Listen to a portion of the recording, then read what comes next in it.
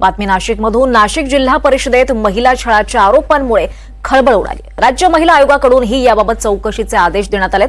राज्य सरकारकडूनही या घटनेची आता गंभीर दखल घेण्यात आली आहे। सूत्रांनी दिलेल्या माहितीनुसार जिल्हा परिषदेच्या वरिष्ठ अधिकाऱ्यांना मुंबईलाही बोलावण्यात आलंय।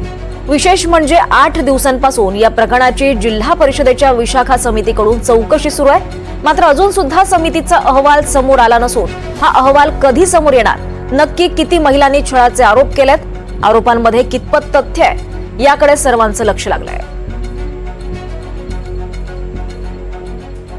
नाशिक जिल्हा परिषदेच्या एका विभागीय अधिकाऱ्याविरोधात महिलांनी गंभीर असे आरोप केलेले आहेत। मानसिक यासोबतच लैंगिक छळाचे संपूर्ण आरोप आहेत आणि दरम्यान या प्रकरणानंतर एकच खळबळी उडाली आहे। सूत्रांनी दिलेल्या माहितीनुसार शासनाकडून देखील या संपूर्ण घटनेची गंभीर अशी दखल घेण्यात आली आहे।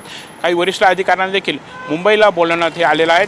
तर दुसरीकडे आपण बघितलं तर महिलांनी खरं तर मुख्य कार्यकारी अधिकाऱ्यांकडे याबाबत तक्रार ही दिलेली होती। त्यानंतर विशाखा समितीकडून याबाबतची चौकशी देखील सुरू आहे। मात्र आता या चौकशीला देखील जवळपास 8 दिवस हे उलटून गेले आहेत। मात्र अजूनही अहवाल समोर न आल्यामुळे हा देखील चर्चेचा विषय ठरतोय।